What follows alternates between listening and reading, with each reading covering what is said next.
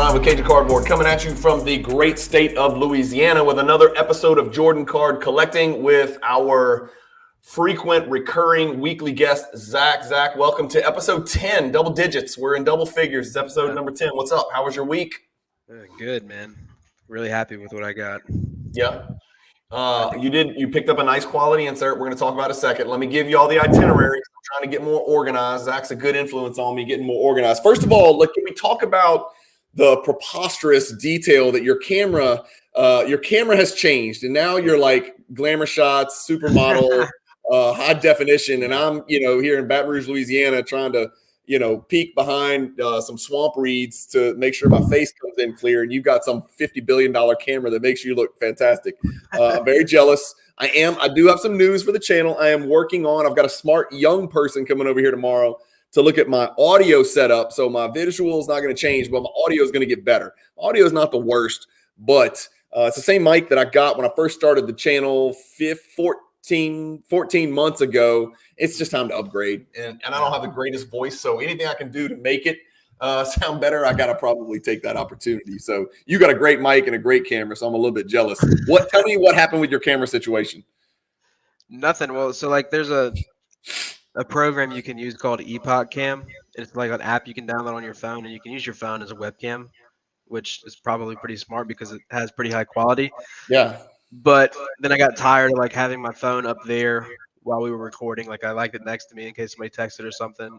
So I decided to go get my camera because I'm a pretty enthusiastic photographer. Yeah, I remember that. Yeah, and so you got a legit freaking camera, like a camera, or what do you have? I mean, if anybody's a camera fiend, it's a Canon R5. It's an actual camera, click, like mom used to take pictures of kids in the 70s and 80s. Yeah, but one you can change the lenses with. Okay. And obviously it can record. It's not like a photography camera. It actually shoots 8K, not 4K. Yeah, you got to remember, I don't know what K means. K to me means strikeout in baseball. That's it. Or K means $1,000 in the card industry. So I don't know shit about technology or cameras or any of that. I'm old and I don't want to know because I've got not enough brain space already to learn all the card stuff we're about to talk about. So getting back to itinerary, we're going to talk about the cards you picked up. We'll talk about any cards you might have sold or moved or traded, which I don't think there was any. And then we're going to spend most of the time, Zach, talking about a set that you're collecting that we've kind of talked about on these episodes in the past. But more importantly, a lot of people, I see some posts on Instagram. The posts that really get the juices flowing for me on Instagram are sets, man. I love seeing people post progress on their, set collecting, specifically from the 90s, but 80s and 90s, And so we're going to look at some of my general guidelines on choosing which sets to collect, and then some pitfalls of set collecting that you want to avoid. So hopefully if anybody's new to set collecting or they're considering, hey, I'd like to get the whole insert set of this or the whole set of this, maybe some of the stuff we talk about today will help them make a better decision before they embark on that journey. And let me tell you, baby, some of these are journeys, like epic odysseys, right? That can take months, if not years. So there's a lot of stuff to consider before you decide what 90s insert or parallel set or base set or 80s is the right set for you to collect. So we're going to talk through some of those guidelines, and then I'm going to pull up three. We're going to look in pretty close detail at three potential options for set collecting in the 90s that I think are really cool. One of which I have, and then the other two I don't, but I've considered and might dip my toes in the water. And then lastly, we'll look at maybe 10 or 12 options for other set collecting that you guys can look at. And these are other insert sets you might want to collect or viewers might want to collect. And then they can apply these guidelines to see if these sets make sense to them. These guidelines are malleable. They're flexible. They're not all one size fits all. So your budget might be different than my budget, might be different than Mr. Jones' budget. And so that's important. Your taste in what a card looks like could be drastically different than my taste in what a card looks like. So it's not a one size fits all. And that's the beauty of the hobby, right? Is that we don't all agree on, if I said rank the top 10 Jordan cards and I asked 100 people, no one would have the same 10 in the same order ever. Never, ever, never once, ever. But you can't really argue with anybody because they all have, their benefits and their positives and negatives. So Yeah. let's start before we get to the set collecting stuff, because that's going to take the bulk of the episode. Zach, talk to me about this is episode 10. Talk to me about what you picked up since we filmed maybe, what was that, 7 days ago, something like that. Yeah. So I told you last week that my taste has become a little more acquired. Yeah. So I'm starting to look for a little more fine-tuned inserts, and I've been watching this one on an eBay auction. I think it was like a 6 or 9 day auction, which just kind of sucks when you tap like watch and then it just ticks down by the day. It's kind of frustrating. But I made a bid, the really low bid that I didn't think I was going to win the card at, because I saw that it's like the card before, the sale before was like at 700, so I wanted to be less than that. So I put in a bid at like 650 and I ended up winning. I don't know if nobody wanted to outbid me or what it was, but you can pull it up. Pull it up on your screen, and we'll screen share yours, and then we'll take a look at Card Ladder and look at a little bit of the recent history of the card. But the interesting thing is, Zach, that price point, that 250 to 800, is kind of the range that we talked about a little bit on last episode, and I've been talking about it over and over on the channel. Those are kind of the cards that we're seeing trend upward. That price point, that 3-figure price point, those cards are performing really well, and they don't necessarily have to be BGS 9.5s or PSA 10s. Those price points are performing well. So for you to pick one up under the last two comps is freaking awesome. You grabbed it at 643. Did we say the name March of the card? 16th. It's 1995 Flair New Heights insert, right? I don't know if we said the name of the card. That's it. No, well, we got it right now, and I love it. Ghost Jordans, right? There's a few cards with Ghost Jordans that we absolutely love. New Heights, Slick Silver, a couple others. And this isn't my specific one. I got a minimum gem. So. And you got a minimum gem. Yep. Yeah. Which is a sweet spot too. Like I said, I personally don't necessarily like paying the premium for a Gem Plus. I'm not going to not buy a card because it's a Gem Plus, right? I'll just take it. But I don't like paying, a 20% premium for an extra half subgrade to get from a Min Gem to a Gem Plus or a Quad Gem. That's just me. But I love what you did. And so you've got it pulled up on so we can use yours. I've got it on my screen too. Here, let me put it on my screen. So go to yours. So this is Zach's purchase right here, 643. He picked it up. Today is the 21st. We're filming on the 21st. You guys will probably see this in a couple days, but that's just 5 days ago. So Zach picked his up at 643. The card before that was 700 2 days after Christmas. And then the card before that, 2 weeks before Christmas, is 750. So I love this price point, Zach. You're right back almost to the October price when we were really at the bottom of the hobby and all the Jordan stuff was on the way down and whatnot. One thing as a 9.5 collector, remember, you're talking about very low pop in 9.5. Most of these Jordan inserts will have been graded in PSA. So most people are taking bites at the apple with PSA. But if we look here, there's 108 PSA 10s. There's 201 PSA 9s. There's actually 2 BGS 10s. That would be pretty cool. That's a Pop 2 card. Obviously, that goes for $1,700, $500 premium over the PSA 10. But what I wanted to kind of look at was, as a BGS 9.5 collector, we've had to go all the way back a year here. Like, if I look at the last 3 months, it's not the greatest, right? You got 2 price points. But if you look at the PSA 10, even though it's a lower pop, the same thing kind of here. But if you look at it over the last 6 months, well, let's look at the last, can we do 3 months? Oh, it's just those 2.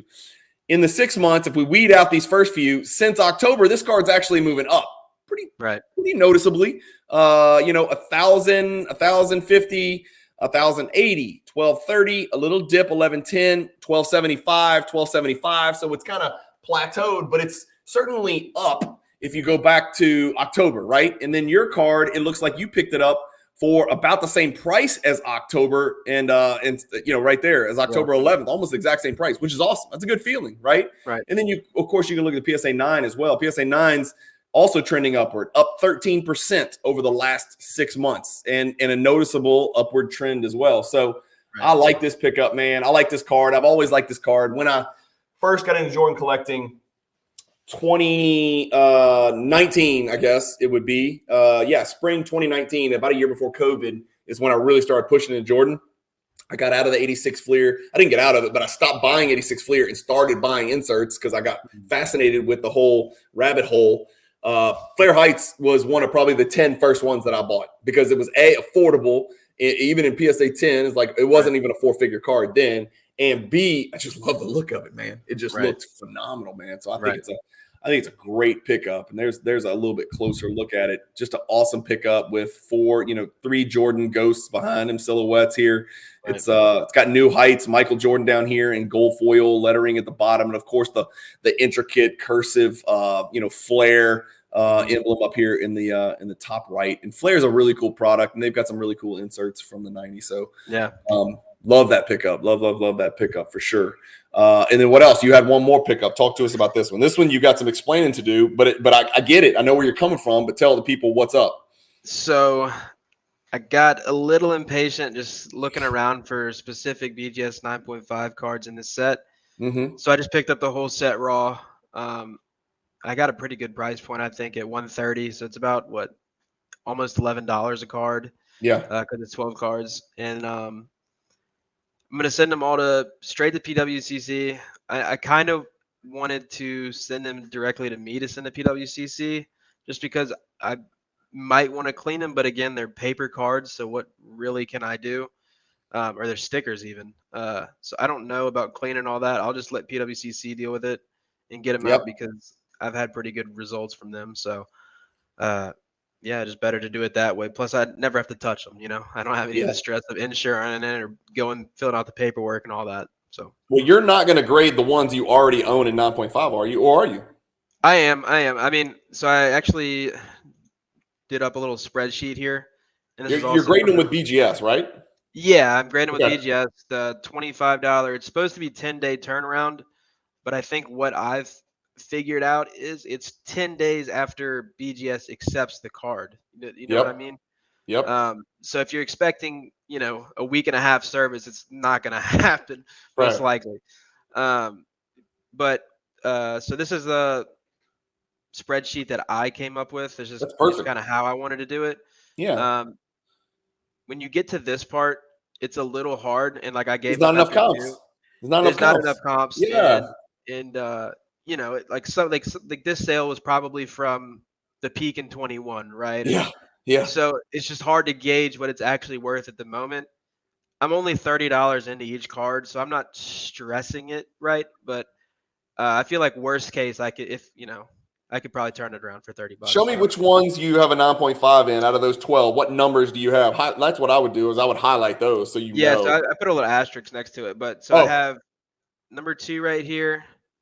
I have that one. Let's see. I see the asterisk. You should highlight that. Let's get you that one. Let's get you. I have this one. I have this one. And I have this one.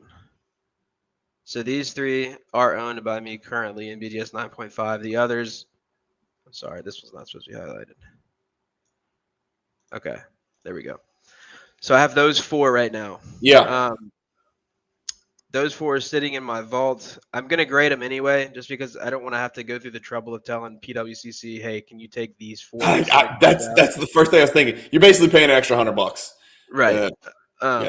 So I'm not stressing it. And if one of them comes back at a 9.5, I pretty much know what I can sell it for, because I just bought it, right? I set the last comp, hopefully. Yeah. But Zach, do you know where these stickers came from? Like, was it a pack with all 12 cards? Was it a sticker release? One for you. Let's see, where is it? Show me, because I don't. You educate me here. So it came in like this box thing. Looks like a CD case back in for those of you old enough to remember, CDs were the deal in the late 80s and early 90s. And so I think that is just some more stickers of the cards. But you can see that came stacked like that inside the little CD case. They're shaped differently than that top left card. Doesn't look like it's the same exact dimensions as a card, is it? I don't know. I'm pretty sure it's. I mean, here. Is it the same? Now it looks the same. Yeah, now it looks the same. Okay. Yeah. Dude, this is cool. I remember these Nike commercials back in the early 90s, and then late 80s with Mars Blackman with Spike Lee and all that. Yeah. Cool. I was actually talking through that because I picked up that Nike set. God, what year was it? Maybe 93. I'm guessing. I picked up that Nike set with the Spike Lee in the black and white. It was a pretty cool set too. Yeah. You sent me that. So Zach, what's a win? Tell me what's a win here. What are you hoping for? 12 cards submitted to BGS. Getting a BGS 9.5 on one you already have is like, as I say on the channel, kissing your sister. You've got 8 cards that you need to hit a 9.5 on. How many you need to hit to make this a good choice? 4, I'm happy. 6, I'm ecstatic. Right? I mean, I don't think you can 4 is go half, in right? 4 out of 8. Yeah. You know, I'm Give me throwing out the ones you already 50%. have. Give me 50% That'd be on awesome. the ones that I actually need, and I'm okay at least, right? Yeah. And then give me 6. I'm super excited because I only need 2 more, and then it's really on. But I'm okay with 4. I feel like a 50% gem rate is probably something to be happy about. I don't think there's any sort of chance whatsoever that I get a 9.5 on every card I submit. Yeah. Um, Let me ask you 2 questions. The first question is, have you looked at the pop reports to see what the gem percentage is, kind of generally speaking? a little bit. It's kind of hard because they're not all in card ladder. So I just have the actual population. You know what I mean? It's not a card that card ladder tracks, so you don't have the option of hitting the pop menu, unfortunately. Yeah, but you can go to BGS website. Yeah, I mean, do you want to talk about how to get the actual gem percentage? Let's get it right now, dude. Okay. Hang on. I'm going to pull it up right now. We'll figure it out together. So you're going to type in Beckett, and it comes up for me. And then the one thing is you have to have an account, but I think it's free. Actually, you don't. They used to you have to log in. You don't have to log in anymore. All right, tell me what it is, what year? This is 1993 Nike Warner Jordan, Michael Jordan. Okay, and the other trick here with BGS is you need to type in -94, or it will not come up. Let's see what happens. Are we on your screen? Oh, my bad. Yep, there you go. Okay. Sorry. Yeah. So I'm at the Beckett site under grading and then under pop report, and nothing's coming up. Let's try 93, 94, just Nike. Nope. Let's try 90. Oh, wait. Maybe that worked. Nope. Let's try 93, 94 Warner. Maybe. I'm about to try one more thing. It might not be, Zach. It might not be under basketball. It might just be here. Try this. Let me pull up what an actual card is. The Beckett pop report is a pain in the ass. Okay, I've got to put something in here. This is going to be a long, massive waste of time. It's Nike/Warner is what it says on the actual Beckett label. I don't know if that helps. I think it's saying I've got to select the sport. I'm going to try basketball again. What if I gave you a serial number? Well, that's perfect because then I can just look it up. Watch this. So then you can just Google this. So you go to Beckett serial number lookup. You're going to click that. Give it to me. 0013069090. Okay. All right, here's Zach's card on the screen. This is one way to get after it. So it's only going to show you the one card, but I think, yeah. So this one graded 32 times, 9.5. So that doesn't really help you because you already have that one. But it gives you an idea. It's over 50%. So that's encouraging, right? Yeah. I wonder if I can click here and it'll pull up the whole set. Is that the whole set or is that just card number? I'm trying to figure it out. No, I think this is just all the ones that are graded of this card. Damn, I was really hoping to figure out. I don't know. This is one of the problems with Beckett compared to PSA. It's just a pain in the ass to find the damn entire set. It's called 93, so they don't want the 94. Okay, so let's go back. They don't want the 94. 93 Nike/Warner. Watch this. Come on. Yeah, I mean, it definitely PSA has them 100% beat on the pop registry, right? Yes. On the pop report. One thing you can't say about our show is that it's not spontaneous. We're wasting a shitload of time because we're too dumb to figure out how to find the pop report. Okay. We got it now. Now we've showed everybody how to get in there. 273 total have ever been graded. That's not a lot, man. Here's your gem percentages. So 9.5, 42, 44, 69, 45, 59, 46, 28, 9. Small sample size, only 11, 1 out of 11. 50, 48, 53, 20. Dude, I like it. I think there's a chance you could get, 3, 4, 5 out of 8 and take a huge step forward, get you to 7 or 8 out of 10. That would be really awesome. Right. My next question was, where do you go after this? Let's say you get 3 out of 10, 3 out of 8 that you need grade 9.5. Now what? Well, what if you get a 9.5 duplicate? You sell it immediately, buy it now, best offer? Yeah. Or you move it on PWCC? I mean, if anybody on here wants to take one off That's my right. hands, I will for sure give you the Cajun cardboard discount.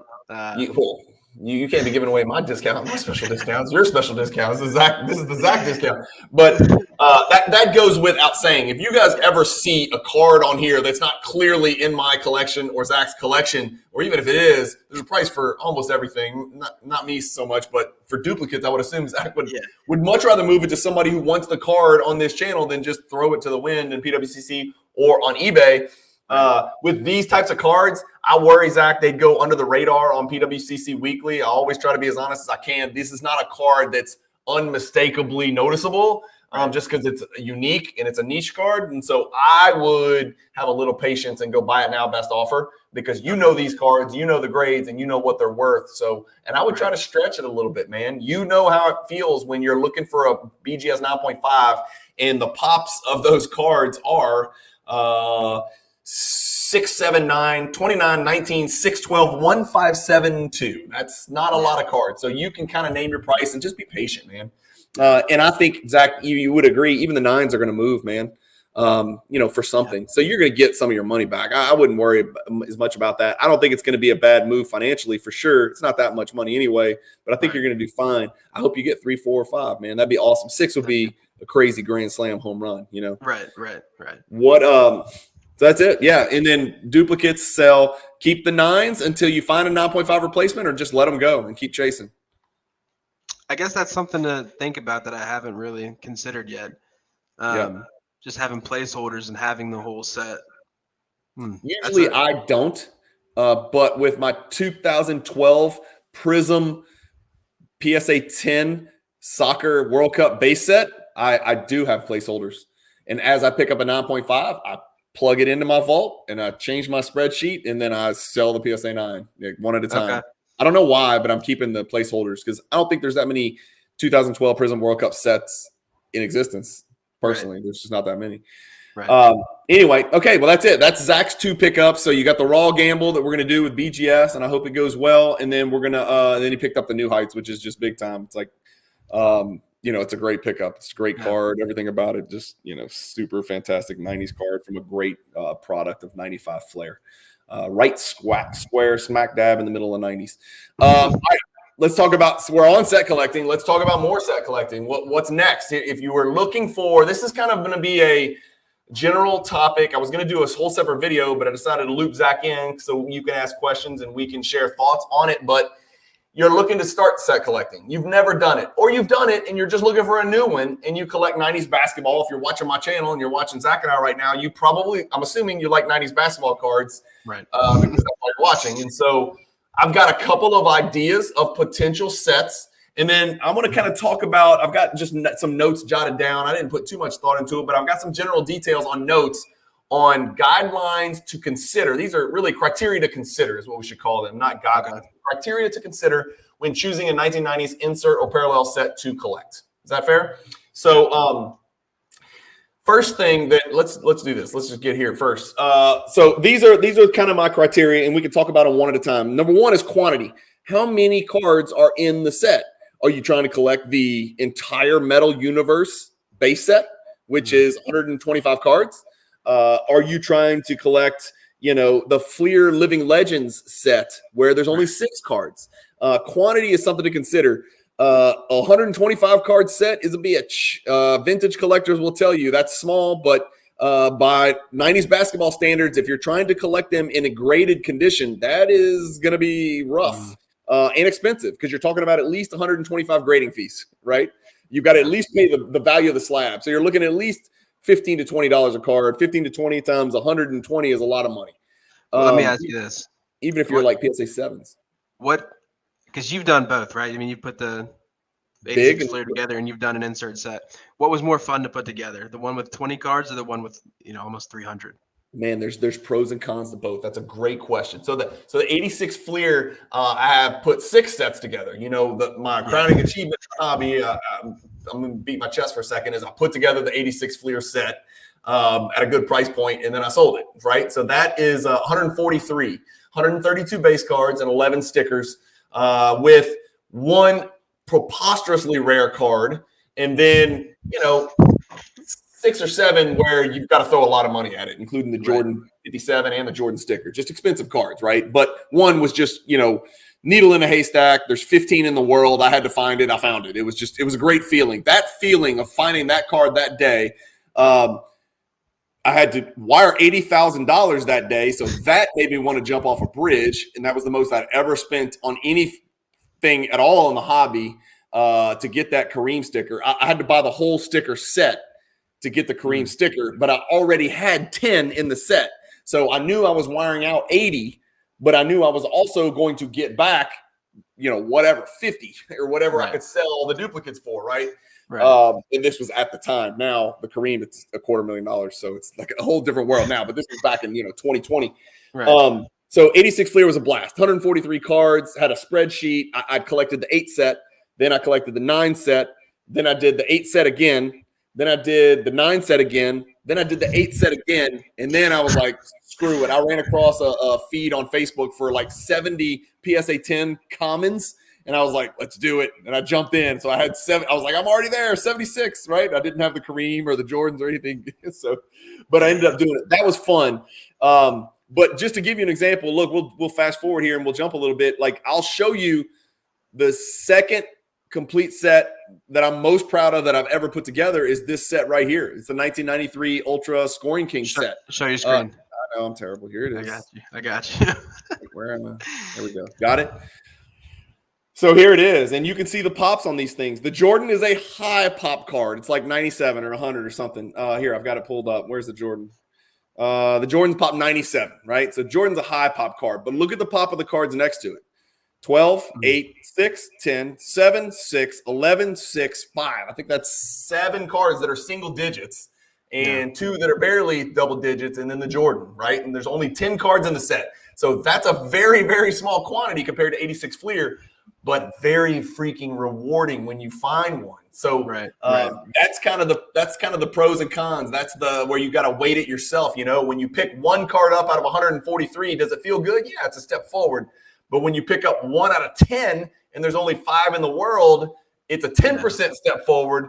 And, you can pat yourself on the back like you just dug a serious card out of the weeds. You know what I mean? Right. So it's interesting from that aspect. There's pros and cons to both. But, for insert set collecting primarily is what we're going to talk about today. You see insert sets that are from 6, like I talked about, the Living Legends. You'll see it all the way up to 30, right? Yeah.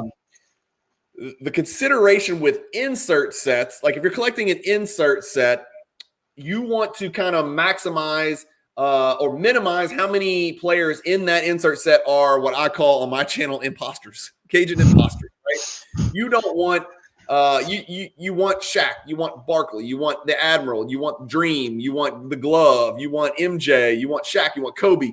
You don't necessarily want Kerry Kittles and Marcus Camby and Antoine Walker. So you want to try to minimize the money you spend on guys like that. Now, look, that's part of set collecting. I also spent, 5 figures on Johnny Moore, for God's sakes, and 86 Fleer. So sometimes you got to make sacrifices like that. But the more studs, the more Hall of Famers you can find in your insert set, the better. And so when you extrapolate and you go from 10 card set, like the one that you see on your screen where everybody matters. Larry Johnson is the worst player in this set. He's the only non-Hall of Famer.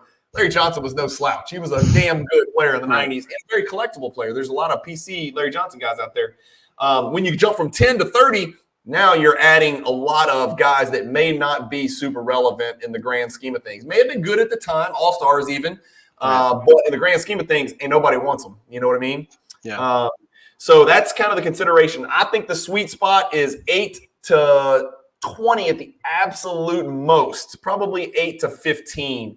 And then you want to calculate your Hall of Fame rate. You want to see how many of those 8 or 15 or 12 or 10, how many of those are Hall of Famers. And it's nice to be 75% or more. If there's 10 cards, it's nice for 7 or 8 of them to be Hall of Famers. If there's 15, it's nice for 11 or 12 to be Hall of Famers, Another criteria, Zach, is the first thing you want to do is figure out what grade you're capable of collecting it at. Or do you even want it graded?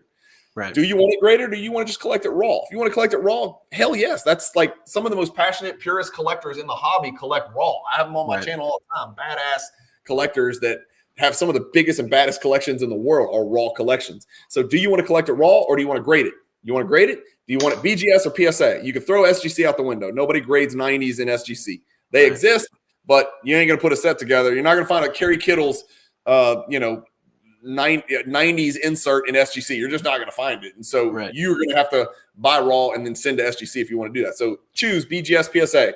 Then go take a really close look at the pop reports and make an educated decision on, is this even doable? Like there's some sets we're about to talk about, Zach, where, I'm a grade snob. So I'm only collecting sets in PSA 10 or BGS 9.5. I'm not going to collect a set in PSA 9 like this. I'm just not. I'm not saying that's not a pathway for other people. I'm just saying I'm choosing not to do that, right? That is my personal preference. So you want to look at the pop reports very, very closely to see how realistic is it to collect it. Like in some of these sets we're about to look at, the pop might be 0. Right. Are you willing to send 6 Alonzo Mourning inserts to PSA and pay $150 to get them graded, hoping to get a 10? Are you willing to do that? Because that might be the only way you can get the Alonzo Mourning insert from that set, or the Mookie Blaylock, or whatever that guy is that you just don't give a shit about. You know what I mean? Yeah. So that's important to consider, is go straight to the pop report once you decide PSA or BGS and see how high a grade is even possible. Then the most important thing is to see, can you afford to collect that set in that grade? Right. The way that I would start is, number one, the other criteria is make sure MJ's in the set. For the set to have lasting value, very rarely do I give like black and white stuff. To collect the set, MJ has to be in the set. Like if he's not in the set's probably not super meaningful. It's just, I'm not saying it can't be, but likely it's not from the 90s. So you want to make sure MJ's in there, and then you want to look at the price point for the MJ in the grade you intend to collect. If you want to collect, let me ask you this while you dig. Is there do you put a premium on your sets? Like, meaning if you were going to sell it, is there 100%, and would you buy it this way? Is there 100% like a 15% markup, or do you sell it as the card is worth each card? Me personally, I number one, I've done a set break on all my sets. And so like the 86 Fleer PSA 10, and I've got a PSA 9 going right now in 3 separate weeklies where I broke my 86 Fleer PSA 9 set. I just sent them to PWCC. They broke them up and they're selling them individually. If someone approached me and said, I want to buy your PSA 9 set, I just kind of look at what other PSA 9 sets sold for in a lump sum and then just kind of work from there. It just depends on how patient you want to be. It's going to be the same thing with you, dude. If you want to sell, if you get 9s on every single one of these Porky Pig cards and you want to sell them, and somebody offers you exactly what the cards are worth, you might say, look, I did the work. I put this together. I sent it to BGS. I got them back. I slabbed them for you. I want a 10% premium for my work. That's not unreasonable, but you got to decide what do you care? Are you patient enough to screw with that and wait and tell somebody no if they won't pay you the premium, or do you want to just get that shit out of there and recirculate that money and recycle it? That just depends on the collector and the investor. That depends on the set collector.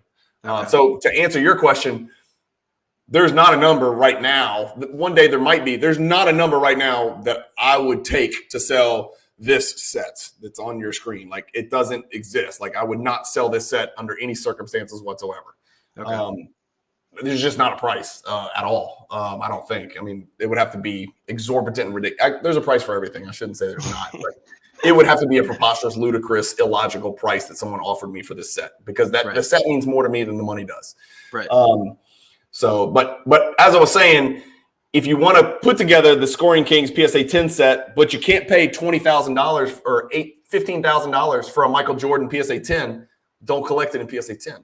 Right? You need to figure this out before you start buying the Barkley in PSA 10. You might be able to afford a $1,200 Barkley, but if you know you're never going to have the nuts or the financial wherewithal to buy a $15,000 Jordan PSA 10, don't start collecting the set. So the first thing I would do from a budget decision standpoint is go see how much the Jordan costs in the grade that you intend to collect it at. And if a PSA 10 Jordan isn't and never will be in your price range, that is not a problem. Right. Move down to the PSA 9. Check on the Jordan. Because guess what? The Jordan's always going to be the most expensive in every single insert set. He's going to be more expensive than Duncan rookies in PMG Reds, a lot more. He's going to be more expensive than Kobe PMG Red rookies. So even rookie cards are going to fall to the sword of Michael Jordan in insert sets. And so you want to back it down that way. Start at PSA 10 and then back it down. Now, if you're a grade snob like me and your budget is, $4,000, then now you have to, look at the pop reports and see what insert sets are actually even attainable in PSA 10. And then B, you got to work your way backwards from the highest of the high end to the mid tier cards to see where you can get those cards for 4,000 aggregate, and that's where quantity comes in again. Look, here's some other sets that I wanted to talk about. Let me just show you. So 92 Beam Team is on fire lately. These cards are going up and going up quick, especially in PSA 10. I've talked about it on my channel. It's not an opinion, it's a fact. So just so everybody knows what we're talking about, this is what the Jordan looks like. It's the original 92 Beam Team with the velocity pattern. There's the Neek. These are the cards I'm talking about. Why is it back to Jordan? I hit back. That's why. Next, Neek. Sean Kemp. No slouches so far. Drexler, Hall of Famer. Pippen, Hall of Famer. Chris Mullin, Hall of Famer. Reggie Miller, unfortunately, Hall of Famer. Glenn Rice, great player, but probably considered an imposter. Hornacek, great player, but probably considered an imposter. But both were all-stars. Jeff Malone made an all-star team or two. Stockton, all-time great, leader in assists and steals. Kevin Johnson was a stud, right? So these are the kind of cards, you're talking about. This is a 30. God, I just got out of it. Sorry, let me go back. This is a 21 card set. So that shit can get expensive, dude. If there was 8 of them, it would be one thing, but there's 21 of them. Right. 21 PSA 10s. That's something. Like, that's an accomplishment. So you need to kind of look at how much the Jordan costs, and if that prices you out, then move down to PSA 9s or BGS 9s or whatever, or Raw. Like I said. Does the Shaq rookie fall to Jordan in that set? What's that? Does the Shaq rookie in PSA 10 fall to the Jordan PSA 10? That's a great question. Let's look it up.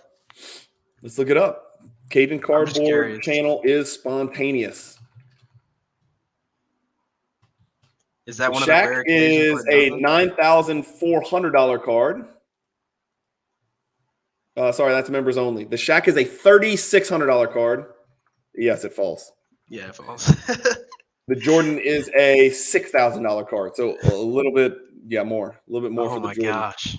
That's crazy. Yeah, it's crazy. And that's a lot of people consider that to be Shaq's best card. You got some people out there that are like, it doesn't count. It's an insert. It's not his real rookie. And I was like, well, I don't know who's made that rule up because parallels count. Why wouldn't inserts count? But whatever. Everybody's got their own opinion. But I think that the Shaq Beam Team and the Beam Team members only are his best rookie cards, not including weird autograph, hand numbered weird shit. But the top's gold also in there. And of course, the upper deck and PSA 10 is tough and expensive as well. Oh, yeah. I think the Beam Team's the best. But the Beam Team's a great example. Like 21 is really on the high end. That's a lot of cards. And you can see as you expand to 21, you start adding in some guys like Jeff Hornacek and Kevin Johnson and Jeff Malone and Glenn Rice. Yeah. Not slouches. That's not Marcus Camby. Those guys are all better. But this set here is special, dude, because Hall of Fame, Hall of Fame, Hall of Fame, Hall of Fame, Hall of Fame, Hall of Fame, Hall of Fame, Hall of Fame, Hall of Fame. Hall of Fame, Hall of Fame, Hall of Fame, all the way to the beginning, except for Sean Kemp. That's a lot of Hall of Famers, dude. That's a lot of Hall of Famers. So that's why I think that set's running. And it's an early insert set, and it's iconic. And a lot of people that are 40s and 50s chase this exact insert set in that era. I don't have this set. I should always tell people that. I don't have this set. I've got the Jordan. I've got a bunch of the Jordan Beam Teams in 10s and 8s, and then even a 9.5, I think, for you, right? No, I have a members only 9.5 for me. Sorry. That's you have one for me. Do I have one for you? Yeah, I probably do have one for you. And then I replaced it with the 10. So I do have that for you sitting on the side. And then so it's not for sale. Except to you. And then I have the Shaq Beam Team members only PSA 10, but I don't have the regular Beam Team. So that's it. I don't have any of the other 19 players. So I'm not here hyping this set. And ironically, it's a set I'd honestly like to go for in PSA 10. And I think talking myself into it. I figured you were. Yeah. And I'm the idiot who's, I'm trying to tell people, let's just go look. Like, 1992. I'm trying to tell people these cards are moving. Let's pull up some non-Jordan in here. Let's go Hakeem Olajuwon. Check it out. Am I lying? Wait, how much did it sell for? Was that PSA 10? Yep. 275. That card's up. Let's keep going. Who else? Pippen. Yeah, Pippen's kind of flat. Who else? Barkley. Oof, not going to find any, huh? A little bit up on the last two sales. Not crazy expensive. Ewing. One sale in the last year. Remember, these aren't the highest pop cards either now. Yeah. And a lot of people don't want to sell these. Wow, Karl Malone, child molester, down to 177 from 600. Good Lord. Should not have touched the kid. Chris Mullin. About flat. Maybe I'm lying. Maybe I'm thinking of the 9s that are running. The 9s look good. 9, Mullen. Yeah, maybe it's 9s that I was thinking of. 9s and 8s even. Sean Kemp, 9s. No, it's about flat. Maybe I'm just totally full of crap. Is that what it is? Yeah, I'm probably just totally full of crap.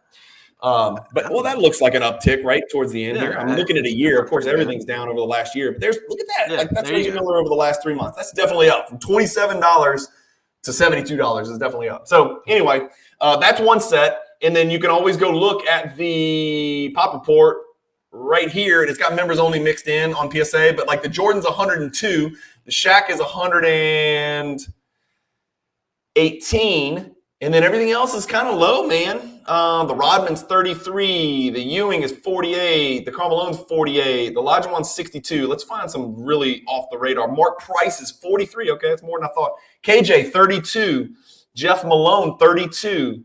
Hornacek, 35. Glenn Rice, 37. These are Reggie Miller, 31. These are set collectors, dude. And look, these don't grade easy, Zach. Look, you got to look at the percentages, too. So if you're thinking I'm going to buy raw and then get a PSA 10, you're probably not. 31 out of 247, 37 out of 171, 52 out of 218. Pippen, 79 out of 450. So it's not a slam dunk deal here as far as getting the gem. So buying raw and doing it that way is probably not a great option. Some sets, that is actually a decent option, but this one's probably not one of them because it's paper and it's because it's 1992 and because they had centering issues. But here's another set, Zach. I want to show you all another one. Hold on. Where am I? Soul of the Game. I think this is a super affordable set. So what did we say? First, we look at how many are in the set. There's 15. There you go. Very digestible. You want to look at who's in the set and who's an imposter.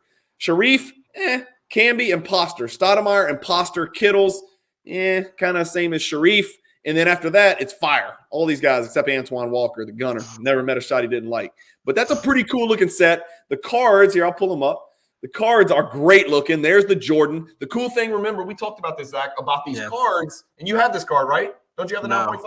No, I don't. Okay.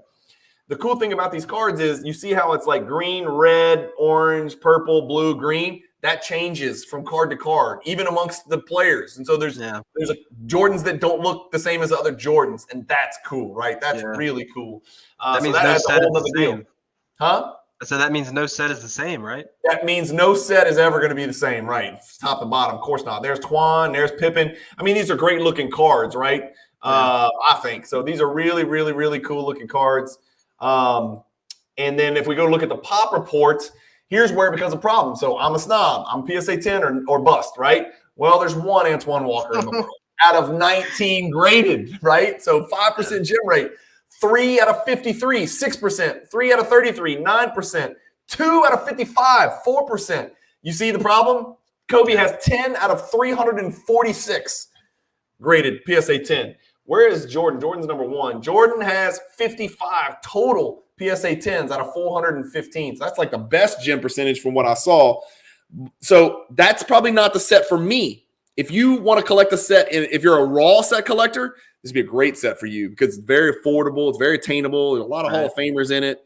And so that's the first thing I'd probably start before you do anything else is identify what grade is your kind of go-to grade. Maybe it's PSA 8s and it's very doable. Maybe it's just raw and that's also certainly doable.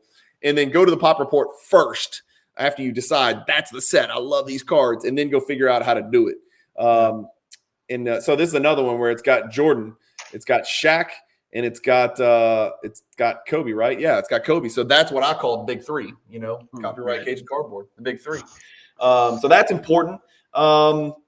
and then budget it after that. That's pretty much how I attack set collecting. Number one, most important thing is, and I didn't mention this, is choose a set where you really like the insert. Start there. Don't start with budget. Start with pick one you like the most. Like there's some inserts in the 90s. I don't even like them. Like I don't think they look good. So I've kind of put those off. I know I might need it one day, but I'm going to start with the cards that I think are fire, man. Right. And then figure out if that set's collectible.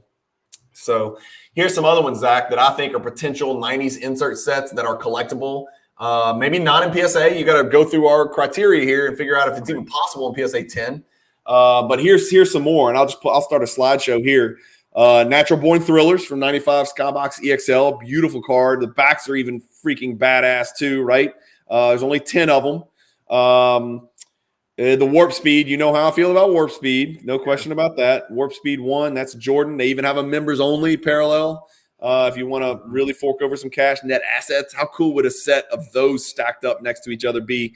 There's 20 of those, and so that's kind of getting into that Beam Team range where you might have some scrubs in there from 96, but a cool card. Die cut, intricately die cut. Hot numbers would look really good together, dude. Really good together. Hot numbers would look awesome. And this is not the most expensive set. There's 15 of them. Jordan's card 4 out of 15. But that's a cool one from 95 Flair from your product that you just got. Flair New Heights we're talking about. So that year Flair had hot numbers and New Heights, which are both just like big time perfect price point kind of inserts for newer kind of mid-level Jordan collectors. Yeah, the New Heights is really good looking too, man. And there's 10 of those. There's only 10 of these. There's 15 of the hot numbers. Hot numbers has that lenticular surface. It's real colorful and vibrant. This would be a real tough one to collect in high grade. There's not very many of those out there. This Jordan is a Pop 11. I paid out the ass for this. I bought this from my idol at Northeast Sports Cards, Josh Dawson, who's got a collection that I aspire to even approach. His collection is preposterous. Almost every Jordan insert that exists in PSA 10, he has it. If a 10 exists, he has it. It literally is like comparing a mountain to a molehill when you compare him to me, for sure. But Jordan's High Risers card number 14, I'd have to look closer to see how many are in that set. But Stadium Club, and of course that means there's a members only option as well. That would be a cool set to collect, with the city background in the back. It's kind of a refractor type deal. I think this will be a fun one to collect and look really good together. I've actually got some raw ones. I sent an Elijah one and a Gary Payton to PSA just to run it up the flagpole, just to see. Right. I bought them raw at a card show. Just wanted to see what would happen, if I can get a 9 or a 10 and flip it for some money. These are tough because the edges flake on the back and the corners turn white, and it's dark, dark, dark. Edges and corners. Front, not so bad, but back, rough. Like the edges tend to decay, and it's very noticeable. But that is obviously what I think is the greatest set in the 90s is Metal Universe, not the insert set in Planet Metal, but the actual set, Metal Universe 97, I think is the best. So these are just some other options. And again, they may not fit your budget. It may not have enough Hall of Famers. The MJ may price you out. You might need to back it down to PSA 9 or BGS 9 or PSA 8 or BGS 8.5 or Raw, which is nothing wrong with Raw. I'm a grade collector. I collect in slabs, but I know some of the best collectors in the world collect Raw, and they hate to see cards in slabs. So that's it. Anything else? What do you think, Zach? Anything? You got any thoughts on this? Do you have the balls to collect 2 sets at once? Man, that was tempting. I'm not gonna lie. Seeing those cards that you pulled out was pretty tempting. So cool. There's something cool about, like, we looked at those Beam Team. Like, I'm looking at one on the screen. $50 for, I don't collect. I hate Reggie Miller. I think he's overrated. But $50 for a Reggie Miller Beam Team PSA 9. That's a mint card from 31 freaking years ago. $50. How much is Anthony Simon's Silver Prism PSA 10? 8 trillion. You know what I'm saying? Like, why? Anthony Simon's dreams to be as good and have the career of Reggie Miller, and there's whatever, 700, 800, 1,000, 1,200, I don't know. I gotta go look. I should know that, but I don't. There's 122 Reggie Beam Team 9s, and it's a $50 card. Doesn't seem right. It doesn't seem right. That's just me. Yeah. So and somebody agreed with me because they bought it when it was $27.77. They're like, "What? That's too cheap. Give me that." I hate Reggie Miller too, but I'll take it for $27. Check it off the list and move on. So I might have just talked myself into collecting the Beam Team set. And if I did, I I feel might like you've hold this thought about it video. So, before. I honestly thought you put it together at one point. You've never done the beam team? nope, never did it, man. Never did it. And I should. Well, I don't have the Shaq. I have the Shaq members only. But you know what would be really cool is the members only beam team in PSA 10. Now that would be that's something. That is It's a something. challenge, though. Yeah. Yeah. If I'm not mistaken, Zach, not long ago, I think it was a PWCC Weekly, but it might have been a PWCC Premier auction. Somebody sold the entire set in PSA 10. I think I And remember seeing that. Zach, I went after it. I went Did hard. you? Oh, I went hard and I didn't get it. I mean, I really, you know me, I'm a set collector. And I was like, if I can get the whole set and not have to collect the set, Right. just buy it all. I was like, I'll try it. I was flush with cash at the time and I went after it and I was shocked. I did not get it. Dang. Yep. So I remember seeing that. I don't know. Any other thoughts? What do you think, man? I think I talked myself into doing this beam team set. I don't know. What's next? What's next on your radar? What's the plan going forward? Give us a teaser for next episode. Well, Cliffhanger. We'll see. We'll do. I don't know what's today. Today's the 21st. Yeah. We may do one more before the mint. But I was gonna say I might not have anything next week because I'm gonna start putting some funds together because I want to find some at the mint just to. Today's the 21st. Tell me when the mint is. The 31st. It's the last weekend of March, the first weekend of April. The weekend before April. Easter. Yeah. So the 31st, the 1st, whatever. 30th, 31st, 1st, 2nd, whatever that is. Yeah. Let's do that. Let's put a hold on this and let's let this be the last episode pre-mint. And then the next time we convene is going to be like on the 4th. You'll be fresh back from the mint. You will have done something. There's no doubt something will happen. You might. No, you're not going to have your Porky Pig stuff back. You're not going to have your Martian stuff. Probably not. No, I mean, you might wish. It might be wishful thinking, but you're not going to have it back. But we'll get that in a future episode for sure. Because I think the people are going to be curious. We saw some pretty decent gem rates on those cards, and I know I've got your hopes up. You know that maybe there's. I'm not getting my hopes up. I'm not. Dude, those pretty good gem rates. You don't know. What? Tell me about the buyer. Pull up your screen where you bought those cards. Let's look at the eBay seller. Okay. So I had been offering one guy. He had his listed for. Let's see if I can even find it. It was like this guy. I've been offering like, I don't know, 120. Guys, I was trying to get him for $10 a card. Yeah. I'd been offering this guy like 120, and I even went up to 140, and he wouldn't go below 200. So then I ended up, this guy, where was he? This guy popped up one day with 150. I sent an offer just straight up for 130, and he took it immediately. So I wasn't mad about it. But you want to look at the seller? I mean, read it to me. What's it say? Portfolio Collection Exchange. Portfolio Exchange, 100% feedback, 235, 10, $11 a card. Man, that's a win, man. You're going to get, for $30, you're going to get 12 bites at the apple. If you pull a 9.5 for one of the cards you already have, how much will those sell for?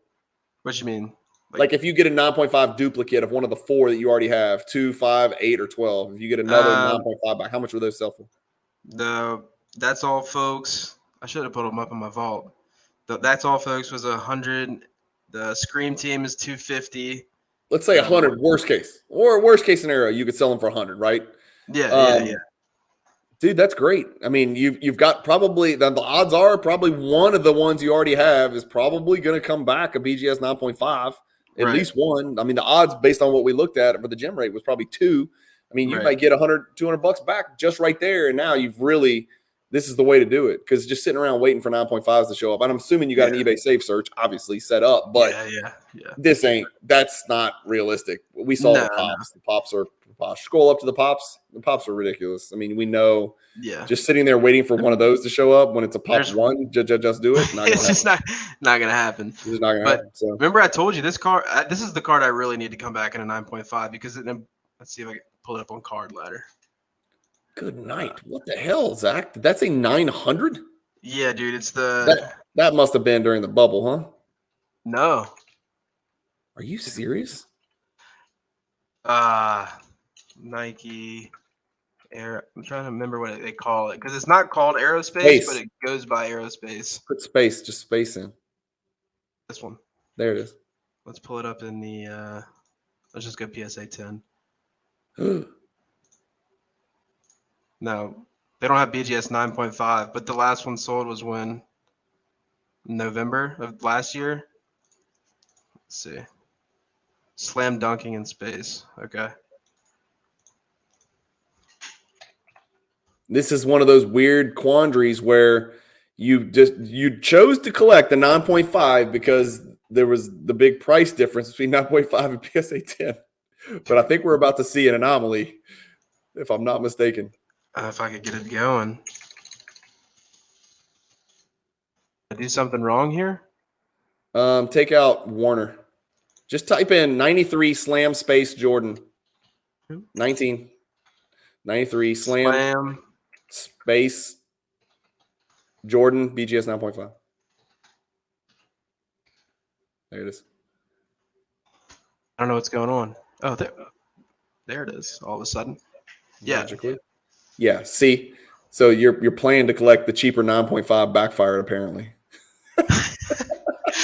Yeah, I mean, if I can get this one in a 9.5, I'll be super happy. I mean, when was shit. You'll double your money and add all the other 9.5s to your collection and then sell the 9s. You do great.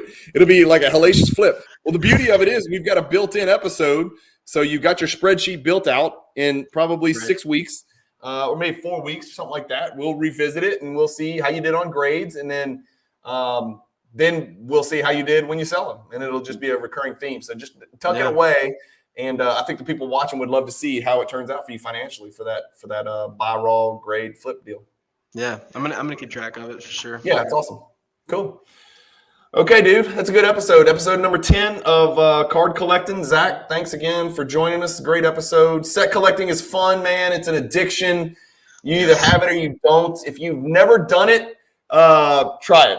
If you've never done it, try it. Pick a raw set in the 90s. Pick a PSA 8 set in the 90s. Pick a 8 card set in the 90s. Try it. Take a picture of it. Share it on Instagram and bring some fire to Instagram and to the hobby. Other people love seeing those posts. I've got a few pages that I'm following where they post sets and it's just awesome. And they're all raw. And I was like, I don't care. It's just really cool to see 20 of the same themed cards with 20 historic basketball players from the 90s. It's just really badass stuff, man. So anyway, that is a wrap. I'm going to get a new audio, so I'm going to sound better next week. I need all the help I can get.